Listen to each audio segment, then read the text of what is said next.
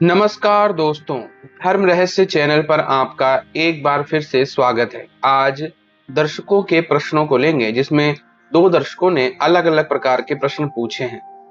तो चलिए शुरू करते हैं और पहले जान लेते हैं कि ये कौन से प्रश्न आज पूछे गए हैं। गुरुजी, ये कृत्या कौन होती है, इसकी उत्पत्ति कैसे हुई है? गुरुजी, क्या साधना में सफलता के लिए अनुभव होना आवश्यक है? गुरुजी, अगर कोई साधक आपके गुरु मंत्र का 9 लाख जप पूर्ण कर लेता है तो क्या खिलाया पिलाया हुआ तंत्र, किसी भी प्रकार का तंत्र उस पर कार्य करेगा या नहीं? गुरुजी, शक्तियां प्रत्यक्ष दर्शन न देकर अधिकतर स्वप्न में या स्वप्न में ही क्यों दर्शन देती, जैसे अप्सरा है, योगिनी है, यक्षिणी है, देवी देवता इत्यादि? सिद्धि प्राप्ति का आखिर सहज मार्ग क्या है? गुरुजी, साधना काल का अनुभव अपने गुरु के अतिरिक्त किसी और को क्यों नहीं बताना चाहिए? क्या साधनाओं के जरिए पैसे कमाना गलत है? अगर मैंने किसी यक्षिणी की साधना करके उससे धन कमाया तो क्या उसका ऋण हमेशा मेरे ऊपर रहेगा और मरने के बाद मुझे उसकी सेवा के लिए ऋण चुकाना पड़ेगा? गुरुजी, मैंने यह सुना है कि अगर योगिनी स्तर के नीचे की शक्तियों से माता, बहन या मित्र के रूप में अगर धन प्राप्त करते हैं तो उसका ऋण चढ़ता है, परंतु हम अगर पत्नी या प्रेमिका के रूप में उसे धन प्राप्त करते हैं तो उसका कोई दिन या कोई ऋण नहीं चढ़ता। इस संबंध में बताएं। मैंने सुना है कि यक्षिणी साधना पाप की श्रेणी में आता है। अगर ये सत्य है तो ऐसा क्यों है, कृपया बताइए। तो देखिए, ये आज के कुछ प्रश्न हैं जो दर्शकों के द्वारा पूछे गए हैं। तो चलिए पहले प्रश्न से शुरू करते हैं। कृत्या तांत्रिकों द्वारा बनाई गई एक ऐसी विद्या है जिससे तुरंत ही कोई भी कार्य बहुत जल्दी किया जा सके। यह 3 तत्वों से मिलकर के बनी हुई होती है और आपके कार्यों को तत्क्षण यानी बहुत जल्दी करने की क्षमता रखती है। पुराने समय में ज्यादातर मारण के कार्य में कृत्या का प्रयोग किया जाता था। यह तंत्र विद्या से बनाई गई एक शक्ति होती है जो आपके कार्य को बहुत ही तीव्रता के साथ कर देती है। कृत्या मतलब एक कृत्य यानी कोई कर्म, ऐसा कर्म करने जा रहे हैं जो तांत्रिक श्रेणी में आता है और उसको केवल तंत्र के माध्यम से ही बहुत जल्दी करने की क्षमता रखती है। तो बाकी कृत्या की उत्पत्ति कैसे हुई, यह एक अलग ही पूरी कहानी है, उसके बारे में कभी और विस्तार से बात करेंगे। गुरुजी, क्या साधना में सफलता के अनुभव होना आवश्यक है? देखिए, किसी भी साधना में अनुभव होना एक अच्छी बात है और कुछ सात्विक साधनाओं में अगर अनुभव नहीं होते हैं तो कोई फर्क नहीं पड़ता है, लेकिन तांत्रिक साधनाओं में अनुभव होना आवश्यक माना जाता है। जैसे कि अगर कोई गुरु मंत्र की साधना कर रहा है, अपने इष्ट मंत्र की साधना कर रहा है, भक्ति पूजन कर रहा है, तो इसमें अगर अनुभव नहीं होता है तो कोई बड़ी बात नहीं, व्यक्ति सीधे मोक्ष की ओर जा रहा है, उससे प्रपंचों में फंसने की आवश्यकता नहीं है, वो अपने मोक्ष की तरफ बढ़ रहा है। और अगर कहते हैं कि अगर पूरी जिंदगी मानव तप करे, तपस्या करे या मंत्र का जाप करे, सात्विक साधना कर रहा हो, जैसे गुरु मंत्र की साधना, इष्ट देवी देवता के मंत्र की साधना, और उसे पूरी जिंदगी कोई अनुभव नहीं हो तो निश्चित उसका मोक्ष हो जाता है, उसे कोई नहीं रोक सकता है। लेकिन यह संभव नहीं होता है, ज्यादातर कोई ना कोई अनुभव अवश्य होता है समय लेकर के। अब अगला प्रश्न पूछा गया है कि गुरुजी, अगर कोई साधक अपने गुरु मंत्र का 9 लाख मंत्र जाप पूर्ण कर लेता है, जैसे कि मेरे मंत्र का, तो उसका खिलाया पिलाया हुआ उस पर या तंत्र का प्रयोग उस पर कार्य करेगा या नहीं? देखिए, इस बारे में बहुत निश्चित रूप से पहले भी मैं बता चुका हूं कि उसके ऊपर कोई तंत्र प्रयोग कार्य नहीं करेगा। अगर उसके जीवन में कोई समस्या है तो उसका कोई कारण होगा, उसके खुद के कर्म होंगे, लेकिन कोई भी किसी भी प्रकार का तंत्र प्रयोग, खिलाया पिलाया गया प्रयोग उस पर कार्य नहीं करेगा। यह सत्य जान लीजिए। अधिकतर लोग अपने भाग्य में जो वो नहीं प्राप्त कर पाते हैं तो उसके लिए भाग्य को दोष देने लगते हैं और फिर तंत्र मंत्र की बातें करने लगते हैं कि तंत्र प्रयोग मेरे पर किया गया। तंत्र प्रयोग की एक अलग सीमा होती है और तंत्र की काट तंत्र ही होता है। तो ऐसे में अगर कोई गुरु मंत्र का 9 लाख मंत्र जाप दशांश हवन सहित पूर्ण कर लेता है तो वो इतनी उच्च ऊर्जा की श्रेणी में आ जाता है कि उसके ऊपर कोई किसी भी प्रकार का तंत्र प्रयोग कार्य कर ही नहीं सकता है, क्योंकि उसका शरीर एक अलग ही ऊर्जामय हो जाता है। तो छोटे मोटे तंत्र और उसको खिलाना पिलाना ये वगैरह चीजें उस पर कोई भी काम नहीं करेंगी, केवल कर्म का सिद्धांत ही कार्य करेगा। इसके अलावा तंत्र का सिद्धांत उस पर चलना बंद हो जाएगा। इसलिए निश्चिंत होकर के गुरु मंत्र का 9 लाख जाप पूर्ण करें और उसके बाद कोई भी तांत्रिक साधना शुरू कर सकते हैं, जैसा कि मैंने बहुत बार सभी को बताया है। अब अगला प्रश्न है कि गुरुजी, शक्तियां प्रत्यक्ष दर्शन न देकर अधिकतर स्वप्न में या ध्यान में ही क्यों दर्शन देती हैं, जैसे अप्सरा, योगिनी, यक्षिणी, देवी और देवता? तो मैं बता दूं पहले कि प्रत्यक्ष दर्शन के लिए 5 तत्वों का निर्माण शरीर के अंदर होना उस शक्ति के आवश्यक है, क्योंकि वह कोई प्रत्यक्ष जीव तो है नहीं, वह एक ऊर्जामय शरीर के अंदर अपना, जिसको हम सूक्ष्म शरीर उनका कहते हैं, उस स्वरूप में वो रहते हैं। वह स्वरूप ऐसा होता है कि जिसमें ना तो पृथ्वी तत्व है, ना बाकी कोई भी तत्व मौजूद नहीं है, और जितने भी तत्व हैं बहुत आंशिक रूप में मौजूद होते हैं, बहुत ही छोटे स्तर पे। तो ऐसी शक्तियों को प्रत्यक्ष बनाने के लिए आपकी जो भीषण ऊर्जा लगती है, जिसे हम तपस्या कहते हैं, मंत्र जाप की ऊर्जा जिसे कहते हैं, उसके लिए किया गया जाप, यह धीरे धीरे जब बहुत बढ़ता चला जाता है उसको तब शरीर मिलता है। लेकिन तब तक वो कैसे आपको दर्शन दे, कैसे आपके शरीर से जुड़े, तो सबसे सरल माध्यम होता है, सबसे पहले वो होता है स्वप्न। प्रथम स्तर होता है स्वप्न का। जब व्यक्ति स्वप्न देखता है तो उस वक्त वह अपनी सारी इंद्रियों को बंद कर लेता है। आंखें बंद हो गई, नाक बंद हो गई, कान बंद हो गए और शरीर को भी उन्होंने बंद कर दिया, यानी जो आपका भौतिक जगत है इससे उसने संबंधित तोड़ दिया। अब केवल उसका मानसिक स्तर चालू है, तो वो शक्ति तुरंत आकर उसको स्वप्न में अपनी माया दिखाती है, अपना स्वरूप दिखाती है, अपनी विभिन्न प्रकार की क्रियाएं दिखाती है।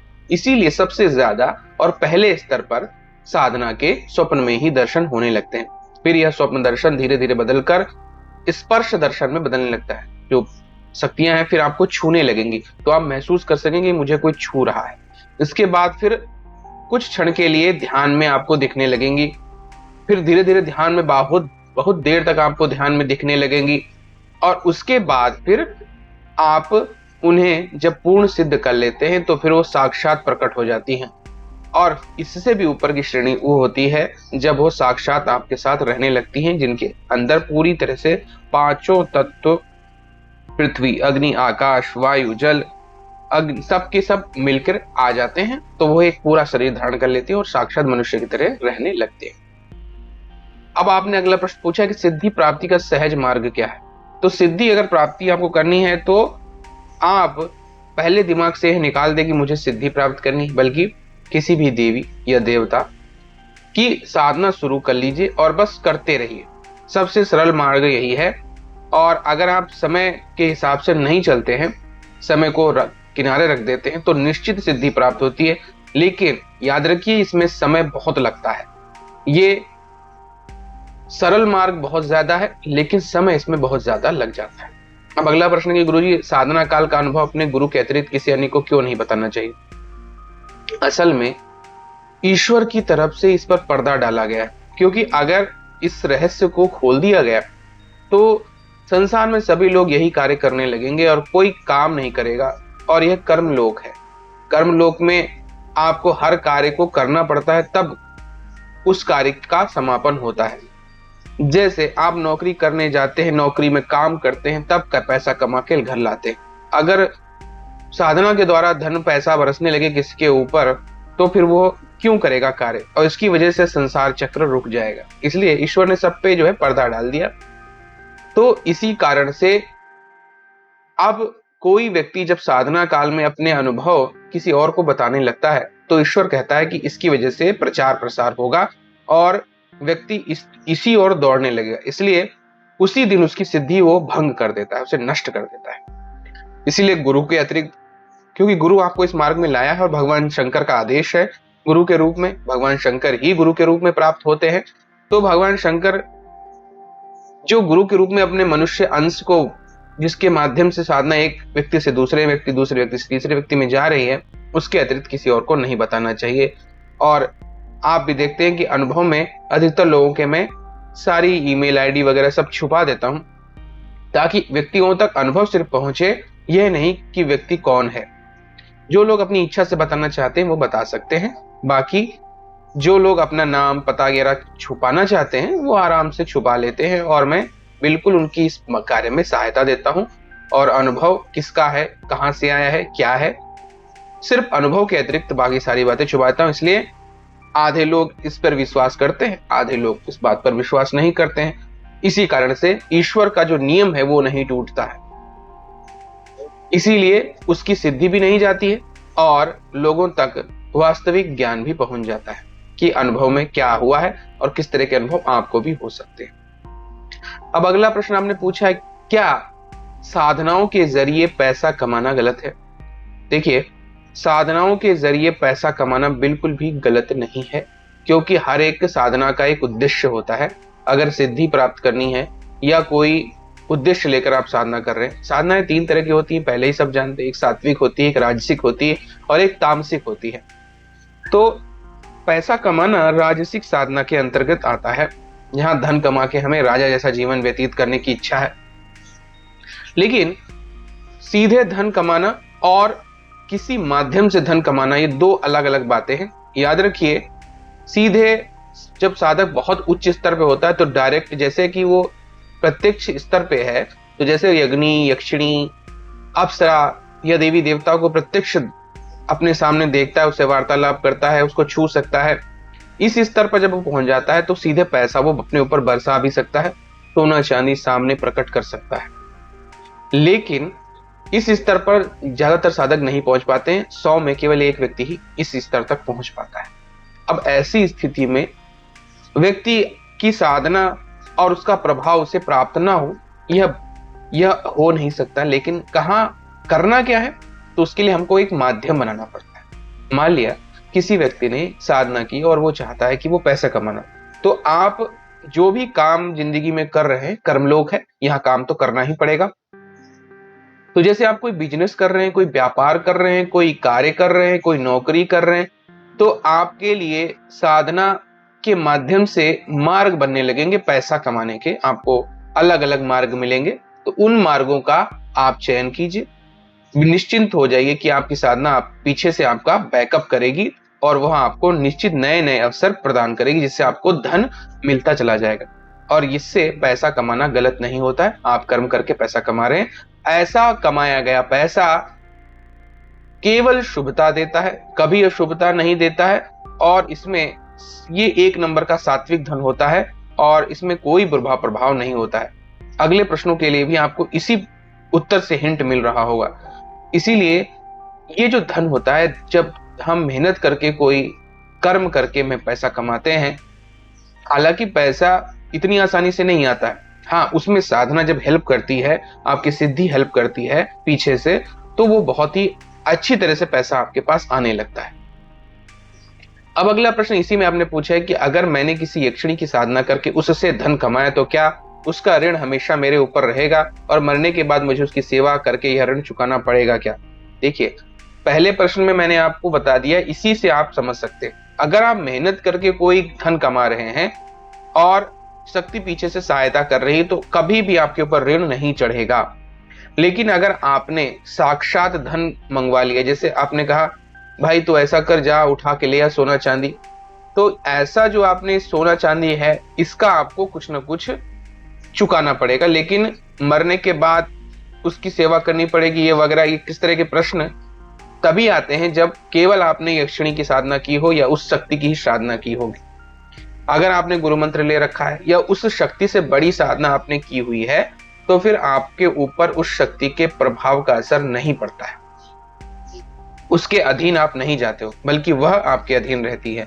तो इस बात को हमेशा समझिए। इसीलिए सबसे पहले मैं कहता हूं, गुरु मंत्र धारण कीजिए, गुरु मंत्र का जाप आजीवन कीजिए। ये नहीं कि आपने 9 लाख मंत्र जाप कर लिया है, उसके बाद आप साधना छोड़ चुके हैं, अब नहीं करनी है साधना, यह गलत तरीका है। आप रोजाना गुरु मंत्र का जाप करेंगे और आजीवन करते रहेंगे, क्योंकि अब एको शरणम है, आप मां पराशक्ति की शरण में जा चुके हैं, परमात्मा की शरण में जा चुके हैं, अब उसी की शरण में आपको रहना है। तांत्रिक साधनाएं अलग से कीजिए और वह एक कर्म की तरह यूज कीजिए। जैसे आप धन कमाने के लिए कोई व्यापार कार्य करते हैं, इसी तरह आप साधना या उसकी हेल्प मांग रहे हैं, सहायता मांग रहे हैं उसकी साधना करके कि मैं आपकी साधना कर रहा हूं, आप मुझे हेल्प कीजिए, आप मदद कीजिए मेरी। तो आपको ना तो मरने के बाद कुछ चुकाना है, ना ही यहाँ कोई समस्या होने वाली है जीवन में, बल्कि वह शक्ति आपको लाभ देगी, आपको रास्ते देगी, नए नए मार्ग खोलेगी। जो आपके संकट हैं जिसकी वजह से ग्रहों के कारण आपके ऊपर संकट आता है, आपके कार्य नहीं बनते, वो कार्य बनाना शुरू कर देगी और आपको बहुत लाभ मिलने वाला है। तो इसी तरह धन कमाने का तरीका सबसे अच्छा माना जाता है। गुरुजी, मैंने यह सुना है कि अगर हम योगिनी स्तर से नीचे की शक्तियों से माता, बहन या मित्र के रूप में अगर धन प्राप्त करते हैं तो उसका ऋण चढ़ता है, परंतु हम अगर पत्नी या प्रेमिका के रूप में उससे धन प्राप्त करते हैं तो उसका कोई ऋण नहीं चढ़ता है। कृपया इस संबंध में बताएं। देखिए, फिर वही बात यहाँ पे आ गई। ऋण तभी चढ़ेगा जब आप उससे धन अलग तरीके से प्राप्त कर रहे हैं। डायरेक्ट धन नहीं प्राप्त करना है, आपको किसी कार्य के माध्यम से धन प्राप्त करने के स्तर, अवसर बनाने हैं, तो उसका ऋण आपके ऊपर नहीं चढ़ेगा। चाहे वह आपने बहन के रूप में, माता के रूप में या पितृ के रूप में आपने कैसे भी किया हो। पत्नी और प्रेमिका के रूप में साधना जब की जाती है तो वह शक्ति आप ही के शरीर में वास करने लगती है, आपका ही अर्धांग बन जाती है। इसीलिए पत्नी को अर्धांगिनी कहा जाता है। यानी अब वो शक्ति और आप में अंतर नहीं रह गया, अब वो शक्ति ही आप है, आप ही की वो शक्ति है। जिसके जैसे अर्धनारीश्वर भगवान शिव का स्वरूप समझते हैं कि भगवान शिव भी उसमें पूरी तरह है और उसमें माता शक्ति भी, माता पार्वती भी उसके अंदर पूरी तरह से विद्यमान है, तो वह स्वरूप है। ऐसे ही जब हम पत्नी के रूप में साधना करते हैं तो वह शक्ति हमारा अर्धांग हो जाती है। इस कारण उसकी सारी दिव्य ऊर्जा, शक्ति, सिद्धियों का उपयोग व्यक्ति कर सकता है और वह स्त्री यानी वह शक्ति उस शरीर, पुरुष के शरीर का पूरा उपयोग अपने लिए कर सकती है। तो वो दोनों एक दूसरे को पूरी तरह बंध चुके हैं। ऐसे में वो कोई भी कार्य कर सकते हैं क्योंकि वह जीवित व्यक्ति पूरा सिद्धिवान होता है। इसीलिए पत्नी रूप में सबसे बड़ी शक्तियां प्राप्त हो जाती हैं, क्योंकि अब जब समझ लीजिए वो शक्ति के पास शरीर नहीं था और आपके पास सिद्धि नहीं थी उसकी। अब ऐसे में जब वह आपकी अर्धांगिनी बनी तो उसको प्राप्त हो गया साक्षात मानव शरीर और आपको प्राप्त हो गई उसकी सारी सिद्धियां। तो धन हो या कोई कार्य हो, कुछ भी आप करेंगे उस सब में आपको सफलता मिलेगी, क्योंकि उसकी सिद्धियों की वजह से आप कोई भी कार्य कर पाएंगे, उसको कोई रोक नहीं सकता है। और याद रखें, ऐसी अवस्था में भी आपको अपना गुरु मंत्र कभी नहीं छोड़ना है।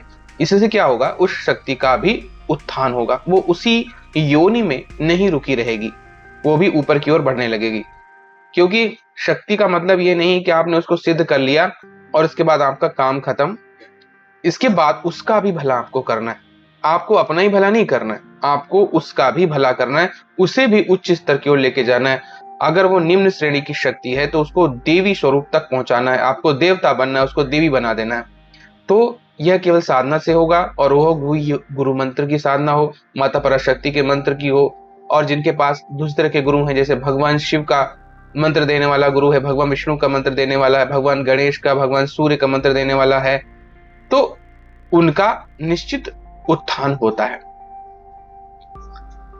ये हो गई बात। अब अगली आपका जो आपका प्रश्न, आखिरी प्रश्न आपने पूछा है वो ये है कि मैंने सुना है कि यक्षिणी साधना पाप की श्रेणी में आता है। अगर यह सत्य है तो ऐसा क्यों है, कृपया बताइए। देखिए, यह बात गलत है। कोई साधना पाप नहीं होती। साधना का उपयोग पाप या पुण्य बनाता है। देखिए, आपने यक्षिणी साधना की और उस साधना को करने के बाद आपने किसी व्यक्ति पर मारण प्रयोग किया, किसी को जान से मारने की कोशिश की, तो यह पाप है। लेकिन आपने यक्षिणी साधना की, किसी रोगी का रोग ठीक करने की कोशिश की, तो यह पुण्य हो जाएगा। तो खुद में कोई ऊर्जा कभी पाप या पुण्य का स्वरूप नहीं होती है, वह सिर्फ ऊर्जा होती है। अब उस ऊर्जा का इस्तेमाल आप कैसे करते हैं यह आप पर निर्भर करता है। जैसे अगर आप भौतिक जीवन के हिसाब से लें कि परमाणु विस्फोट जिसे कहते हैं, उसका उपयोग विद्युत बनाने यानी बिजली बनाने के लिए भी किया जाता है, और उसी परमाणु विस्फोट का उपयोग बम बनाने के लिए भी किया जाता है। जब हिरोशिमा और नागासाकी के ऊपर बम गिराया गया तो करोड़ों लोगों की मृत्यु हो गई। और उसी तरह न्यूक्लियर रिएक्टर का इस्तेमाल किया जाता है, परमाणु बम जिसमें लगातार फटता रहता है, उससे बनने वाली विद्युत यानी बिजली का उपयोग घर घर में लाइट और प्रकाश में होता है। तो ऊर्जा तो एक ही है, एक ही ऊर्जा के दो रूप आपको देखने को मिलते हैं। इसलिए कभी कोई भी साधना, चाहे वो पिशाचिनी की ही साधना क्यों ना हो, प्रेतों की साधना क्यों ना हो, पाप नहीं होता है। वह एक एनर्जी है। एनर्जी का उपयोग आप कैसे करते हैं, उसका इस्तेमाल आप कैसे करते हैं, वो सबसे ज्यादा महत्वपूर्ण है। वही पाप या पुण्य आपका बनाता है। याद रखें, हाँ ये जरूर बात है कि जैसी एनर्जी होगी उसको उसी तरह से आपको इस्तेमाल करना भी आना चाहिए, क्योंकि जितनी भी नकारात्मक श्रेणी की शक्तियां हैं उनको नियंत्रण में लेना आपको जरूर आना चाहिए, क्योंकि वह अपने कार्य तो करेंगी ही। तो ऐसे में उनको नियंत्रण में लेकर उनका अच्छे कार्य में उनको लगाया जा सकता है। उसको अच्छे कार्यों में लगाइए तो उसका भी भला होगा, आपका भी भला होगा और जनता का भी भला होगा।